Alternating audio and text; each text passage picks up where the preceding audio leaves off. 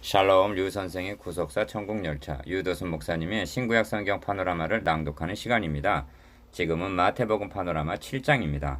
그날 그때를 예비하라. 요절은 21절.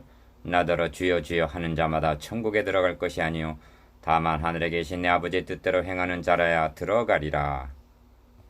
산상설교 마지막 장에 이르렀습니다. 본문에서 직행하기에 앞서서 이제까지의 문맥을 살펴보아야 한다는 것은 유익한 일입니다. 이렇게 하는 것이 곁길로 빠지는 잘못을 방지하는 비결이 되기 때문입니다. 예수께서 무리를 보시고 산에 올라가 앉으셨습니다. 5장 1절. 그리고 무리를 향하여 하신 첫 말씀이 팔복의 사람입니다. 이는 무엇을 행해야 한다는 말씀이 아니라 어떠한 사람이 되어야만 하는가에 초점이 맞춰져 있습니다. 심령의 가난함을 깨닫고 애통하고 온유한 사람, 그리하여 의해지리고 목말라 하는 사람이라고 말씀하십니다. 이들이 복받을 사람이라고 말씀하십니다. 이들에게 어떤 복이 주어지는가? 천국이 저희 것이며 하십니다. 5장 3절 10절. 산상설계의 주제도 마태복음의 주제도 천국에 있음을 놓치지를 말아야만 합니다. 이렇게 천국으로 시작하신 설교가 마지막에 이르러 천국에 다 들어갈 것이 아니요 다만 하늘에 계신 내 아버지의 뜻대로 행하는 자라에 들어가리라 하고 7장 21절 끝마치시는 것이 산상설교입니다. 그렇다면 산상설교가 우리에게 제기하고 있는 문제는 어떤 사람이 천국에 들어갈 수가 있는가? 누가 하나님 앞에 설 수가 있는가 하는 문제요. 마태복음은 이에 대한 해답인 것입니다. 이 큰 맥을 망각하기 때문에 산상설교에 대한 해석이 뒤틀리게 되는 것입니다. 주님은 내가 율법이나 선지자나 폐하러 오는 것이 아니요 완전케 하려 함이로라 말씀하십니다. 5장 17절. 그리고 살인, 간음, 맹세 등에 관해서 바른 해석을 해주십니다. 왜냐하면 당시의 지도자들이 율법을 잘못 가르쳤기 때문입니다. 이것이 5장의 대의입니다. 6장에서 구제, 기도, 금식 등에 관해서 바로 잡아주십니다. 왜냐하면 저들의 신앙이 하나님 앞에서 행하는 신전신앙이 아니라 사람에게 보이려고 6장 1절, 2절, 5절, 16절 하는 인본주의에 빠졌기 때문입니다. 여기에 한 사람이 두 주인을 섬기지 못할 것이니 하신 6장 24절 두 주인이 등장하게 되는 것입니다. 얼른 보면 두 주인이 하나님과 재물인 것 같으나 그것은 표면만 본 것이요 다른 한 주인은 이 세상 임금인 사탄이요 요한복음 12장 31절 사탄을 추종하고 있는 자기 자신인 것입니다. 왜냐하면 사람에게 보이려 한다는 것은 다름이 아니라 자신의 명예, 자신의 영광을 위하는 자기 중심적인 신앙이기 때문입니다. 이것이 6장의 대의요. 그러므로 6장의 핵심은 은밀한 중에 보시는 너의 아버지가 되십니다. 그런 후에 본문인 7장 말씀으로 이어집니다. 7장을 푸는 키워드는 그날의 22절, 그때 23절이라는 작은 낱말입니다. 그날 그때란 주님께서 재림하셔서 결산하시는 심판의 날입니다. 그날에 심판, 비판을 받지 아니하려거든 비판하지 말라 하십니다. 첫째 단원. 그날을 예비하기 위해서 무엇을 구하고 찾을 것인가? 둘째 단원. 그날에 많은 사람이 나더러 주여 주여 우리가 주의 이름으로 선지자 노릇 했노라고 22절 말할 것이지만 내가 너희를 도무지 알지 못하니 불법을 행하는 자들아 내게서 떠나가라 하리라 하십니다. 23절. 그리하여 주님은 두 문, 두 나무, 두 건축자의 비유를 들어서 셋째 단원 어느 쪽을 택하느냐에 따라 하나는 영생으로 하나는 멸망으로 갈라지게 된다고 말씀하십니다. 너는 어느 길을 택하겠느냐 결단을 촉구하십니다. 이런 문맥에서 7장의 주제가 그날 그때를 예비하라는 것이 될 수가 있습니다. 이를 세 단원으로 나누어 상고하겠습니다. 첫째 단원 1절에서 6절 비판과 분별, 둘째 단원 7절에서 12절 구하라 찾으라 두드리라, 셋째 단원 13절에서 29절 두 문, 두 나무, 두 건축자.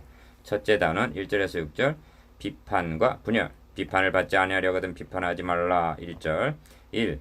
너희의 비판하는 그 비판으로 너희가 비판을 받을 것이요 합니다. 2절 상반절 누구에게 그 비판으로 비판을 받게 된다는 말씀인가? 1차적으로는 사람에게 받게 된다는 뜻이 있습니다. 비판이란 메아리의 법칙에 비할 수도 있습니다. 내가 비판한 그대로 되돌아오고 내가 헤아린 그대로 나도 헤아림을 받게 된다는 말씀입니다. 그런데 궁극적으로는 그날 그때 재판장 되시는 주님께 내가 비판한 대로 헤아린 대로 받게 된다는 경고입니다. 성경은 말씀합니다. 긍휼을 행하지 아니하는 자에게는 긍휼 없는 심판이 있으리라. 긍휼은 심판을 이기고 자랑하느니라. 야고보서 2장 13절. 3. 어찌하여 형제의 눈 속에 있는 티는 보고 너의 눈 속에 있는 들보는 깨닫지 못하느냐 하십니다. 3절. 누구를 향하여 하시는 말씀인가? 이는 일반적으로 모든 사람에게 해당이 되는 말씀이지만 그런 중에서도 1차적으로는 지도자들을 염두에 두고 하신 말씀입니다. 이 점이 외식하는 자여 하시는 5절 상반절 말씀에 암시되어 있습니다. 오늘날도 이 말씀은 일반 성도들보다는 목회자들에게 적용이 되는 말씀입니다. 왜냐하면 외식이라는 문제가 일반 성도들보다는 지도자들에게 나타나는 현상이기 때문입니다. 주님은 목회자를 향해서 먼저 너의 눈 속에서 들보를 빼어라. 그 후에야 밝히 보고 형제 성도들의 눈 속에서 티를 빼리라고 5절 하반절 말씀하시는 셈입니다. 4. 비판이 외식과 결부되어 있음을 유념해야만 합니다. 외식의 특성은 남을 판단하고 정죄하는 것으로 나타나기 때문입니다. 그러므로 외식이라는 병을 심각하게 생각해야만 합니다. 외식을 하게 되면 회칠한 무덤과 같아서 23장 27절 당장은 나타나지 않을 수도 있습니다. 즉 사람의 눈을 속일 수는 있다는 것입니다. 그러나 병은 점점 깊어지고 그날 그때에는 벌거벗은 것 같이 밝히 드러나게 된다는 것입니다. 그러므로 외식의 치명적인 해독은 환자가 의사를 너무 늦게 찾은 것처럼 회개할 기회를 놓치게 된다는 데 있습니다. 5.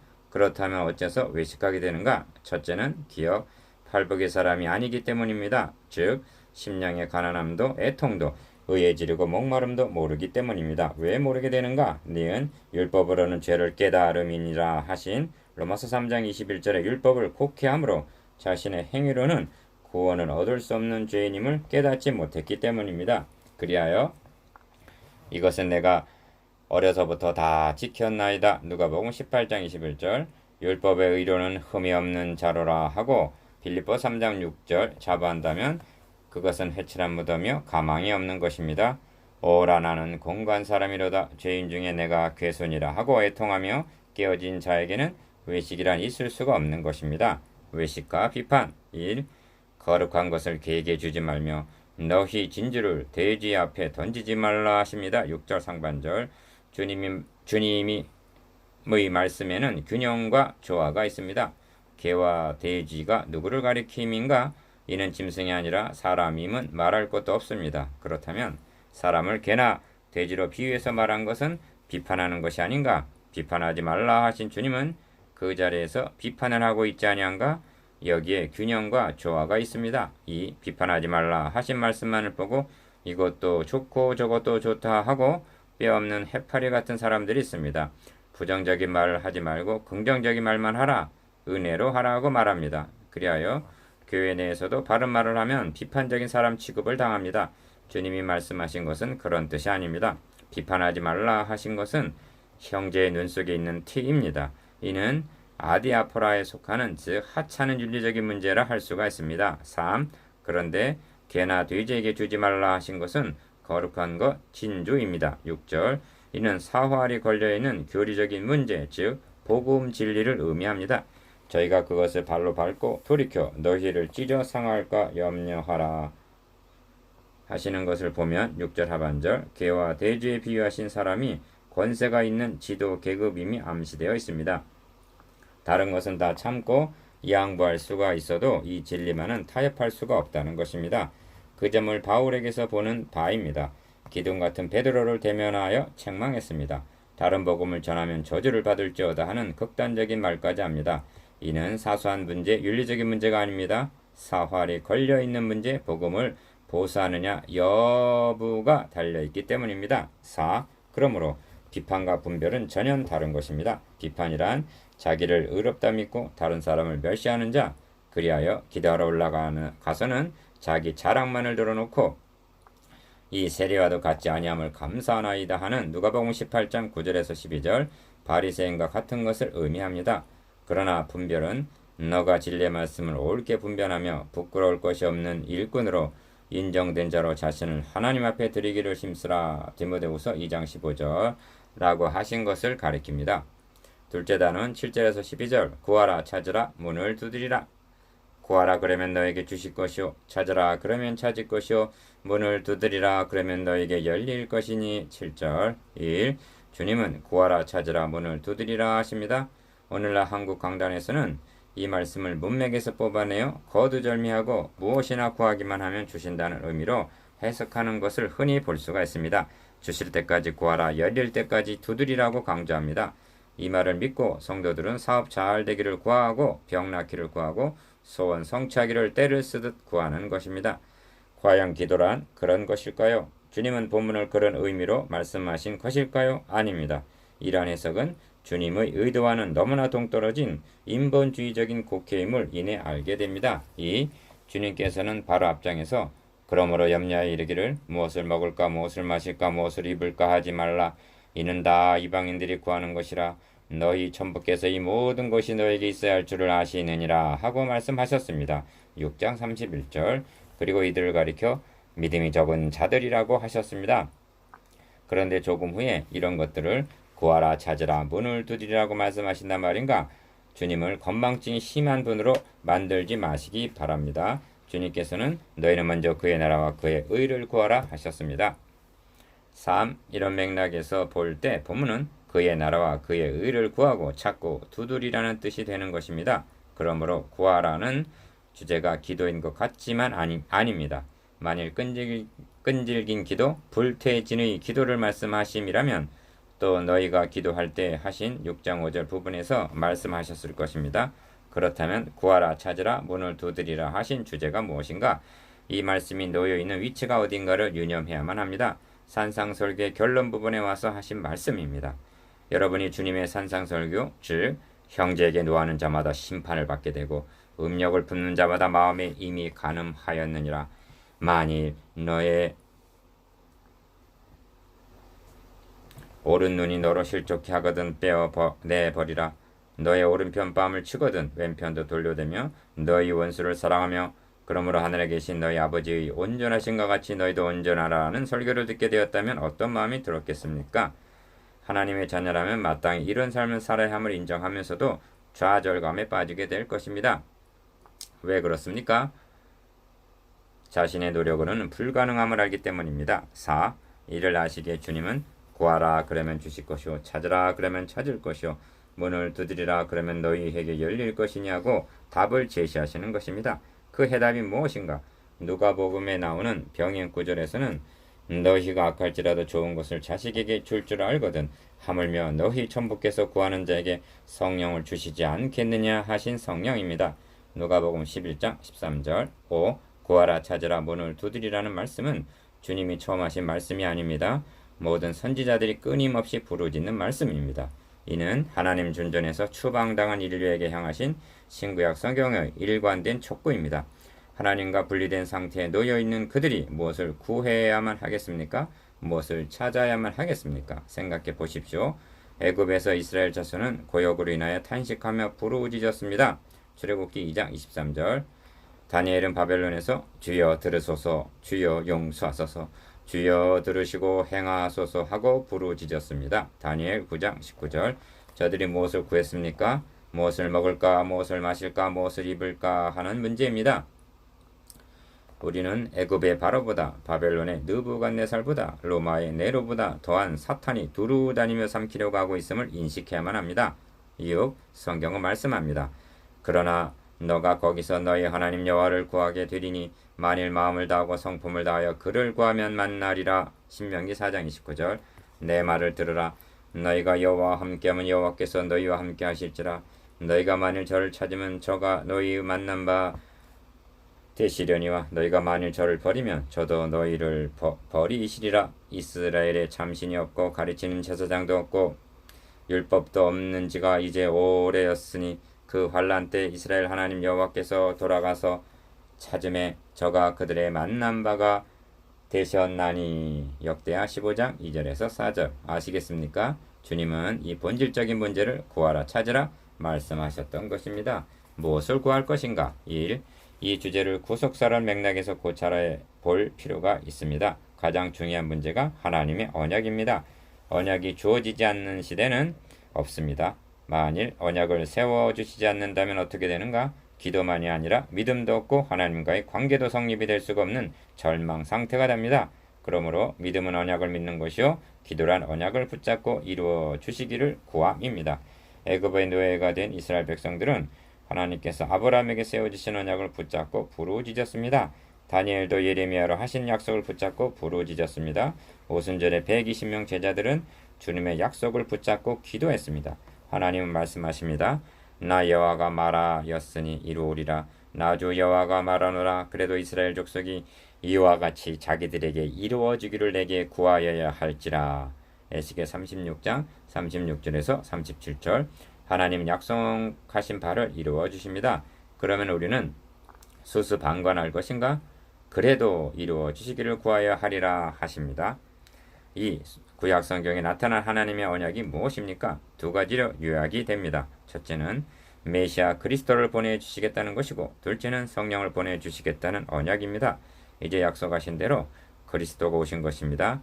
이제 주님께서 구속사역을 다 이루었다 하시고 승천하시게 되면 약속하신 대로 성령님이 오시게 될 것입니다. 그리하여 팔복의 사람답게 살아가는 것이 가능하게 도와주실 것입니다. 이것을 구하라는 말씀입니다. 최상의 선물 성령을 주시지 않겠느냐 하십니다. 3. 구하였느냐? 약속을 받지 못한 시대가 구약 시대였습니다. 히브리서 11장 13절. 또한 두드려도 열리지 않던 시대가 구약 시대였습니다. 왜냐하면 그토록 많은 재물을 드렸어도 굳게 닫혀있는 휘장이 열리지 않았기 때문입니다. 성령이로서 보이신 것을 첫 장막에 서 있을 동안 구약 시대에 성소에 들어가는 길이 아직 나타나지 아니한 것이라 하십니다. 히브리서 9장 8절.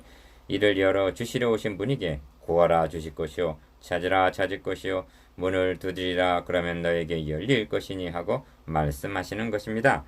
4. 이제 분명합니까? 우리는 이미 구한 바를 받았으며 찾던 분을 만났으며 두드리던 문이 열린 시대에 살고 있습니다. 그런데 의에 지르고 목마름은 한 번 배부름으로 끝나는 것이 아닙니다. 그러므로 우리의 구함과 찾음과 두드림은 계속되고 있는 것입니다. 5. 균형과 조화를 위해서 부원해야 할 말씀이 있습니다. 이렇게 말씀하면 병 낫기를 기도해서는 안 된다. 축복 기도하는 것은 잘못이다. 우리의 크고 작은 문제들을 놓고 기도하는 것은 비성경적이다 라는 뜻이 절대로 아닙니다. 성경은 아무것도 염려하지 말고 오직 모든 일에 기도와 간구로 너희 구할 것을 감사함으로 하나님께 아뢰라 말씀합니다. 빌립보서 4장 6절. 이럴 경우 성경 본문을 다른 것을 택해야 마땅합니다. 문제는 기어 산상설교에서 구하라 찾으라 문을 두드리라 하신 말씀을 곡해하여 니은 무엇이든지 구하기만 하면 주신다는 식으로 덮어놓고 대입하려는 잘못을 경계하기 위해서입니다. 이렇게 오용하게 되면 주님께서 먼저 그의 나라와 그의 의를 구하라 하신 하나님 중심의 신앙은 실종이 되고 반대로 디귿 자기 중심적인 기복신앙에 빠지게 되기 때문입니다. 5. 여러분 문을 두드리라는 말씀을 들으면 상기하게 되는 말씀이 있지 않습니까? 볼자다 내가 문 밖에 서서 두드리노니 누구든지 내 음성을 듣고 문을 열면 내가 그에게로 들어가 그로 더불어 먹고 그는 나로 더불어 먹으리라 하신 장면입니다. 계시록 3장 20절. 주님께서 먼저 그리고 더 많이 더 오래도록 여러분의 문을 두드리고 계셨음을 여러분은 알고 있습니까? 주님께서는 무엇을 원하셔서 무엇을 주시려고 여러분의 마음을 두드리신 것일까요? 물질입니까? 축복입니까? 교제를 위해서입니까? 주님께서 여러분에게로 들어가 여러분으로 더불어 먹고 여러분은 주님과 더불어 먹게 하시려는 사랑의 교제를 원하셔서입니다. 여러분은 주님과 더불어 먹게 하시려는 사랑의 교제를 원하셔서입니다. 여러분은 하나님 아버지와의 사랑의 교제를 사모하여 얼마나 문을 두드려 보셨습니까? 이처럼 인격적인 교제를 나누시기를 원하심은 신약 성경에만 계시되어 있는 것이 아닙니다. 내가 잘지라도 마음은 깨었는데 나의 사랑하는 자의 소리가 들리는구나. 문을 두드려 이르기를 나의 누이 나의 사랑 나의 비둘기 나의 완전한 자야 문 열어다오. 내 머리에는 이슬이 내 머리털에는 밤이슬이 가득하였다 하는구나. 아가서 5장 2절. 이러한 주님을 밖에 세워둔 채 축복만 구하지 않았습니까? 은사만 구하지 않았습니까? 기사 이적만 구하지 않았습니까? 의에 지르고 목말라 하십니다. 먼저 그의 나라와 그의 의를 구하십시다. 그리하면 이 모든 것을 너에게 더하여 주시리라 말씀하십니다. 대접을 받고자 하는 대로 남을 대접하라. 1. 그러면 무엇이든지 남에게 대접을 받고자 하는 대로 너희도 남을 대접하라. 이것이 율법이요 선지자니라 하십니다. 12절. 이를 문맥적으로 보면 1절에서 11절까지의 결론에 해당이 됩니다. 왜냐하면 그러므로 라는 접속사로 연결되어 있기 때문입니다. 그런데 문제는 내용이 이제까지 하신 말씀과 잘 연결이 되지 않는 듯이 보인다는 데 있습니다. 그래서 학자들은 고심을 합니다. 그러나 이것은 표면만 보고 이면을 보지 못하기 때문입니다. 그렇다면 이 말씀이 어떤 맥락에서 구하라 찾으라 문을 두드리라 하신 말씀의 결론이 될 수가 있는가? 이 12절의 핵심은 대접을 받고자 하는 데 있는 것이 아니라 대접하라는 데 있습니다. 이 말씀은 인자용 것은 섬김을 받으려 함이 아니라 도리어 섬기려고 자기 목숨을 많은 사람의 대속물로 주려 함이니라 하신 20장 28절 말씀과 상통합니다. 즉 주님은 대접하려 오셨다는 말씀입니다. 인류 역사상 남을 최고로 대접한 분이 누구일까요? 주님은 말씀합니다. 사람이 친구를 위하여 자기 목숨을 버리면 이에서 더 큰 사랑이 없나 하니 요한복음 15장 13절. 하나님의 아들은 우리들을 이처럼 대접해 주셨습니다. 이런 망극한 대접을 받은 자라면 주님께서 우리를 대접하신 것 같이 우리도 다른 사람을 대접하는 것이 마땅하고 주님께서 내가 너희를 사랑한 것 같이 너희도 서로 사랑하라 하심이 마땅한 것입니다. 요한복음 13장 34절 3. 그래서 주님은 이것이 율법의 선지자니라 하시는 것입니다. 즉 구약 성경을 한마디로 요약하면 대접을 받고자 하는 대로 남을 대접하라는 말씀이다 라는 뜻입니다. 이 말씀은 산상설교로 시작하시면서 내가 율법이나 선지자나 폐하러 온 것이 아니요 완전케 하려 함이로라 하신 5장 17절 말씀의 짝이요 결구가 되는 말씀임을 주목해야만 합니다. 주님은 이렇게 말씀하시는 셈입니다. 이제까지 내 말을 잘 알아들었느냐? 그렇다면 대접을 받고자 하는 대로 너희도 남을 대접하거라. 나도 너희를 대접하러 왔노라. 이것이 구약 성경을 한마디로 표현한 것입니다. 4. 이제 생각해 보아야만 하겠습니다. 이제까지 그 많은 시간을 우리는 무엇을 구하고 찾고 두드렸는가? 12절의 표현대로 하면 대접을 받고 싶어서가 아니었던가? 주님은 아니다. 대접을 받고자 하는 대로 남을 대접하라 하십니다. 어떻게 이런 삶을 사는 것이 가능한가? 예수 그리스도로부터 그런 사랑과 대접을 받았기 때문입니다. 그러므로 이것이 율법이요 선지자 구약 성경뿐만이 아니라 신약 성경이기도 합니다. 이런 의미에서 산상설계의 주제는 12절에서 결론에 이르고 있는 것입니다. 이 이하의 말씀은 13절에서 29절 설교를 마치시기 전에 다시 한번 당부를 하는 말씀입니다. 이런 뜻입니다. 자, 이제부터 좁은 문으로 들어가기를 힘쓰라. 거짓 선지자들을 삼가라. 누구든지 나의 이 말을 듣고 행하는 자는 그 집을 반석에 세우는 사람과 같으니라.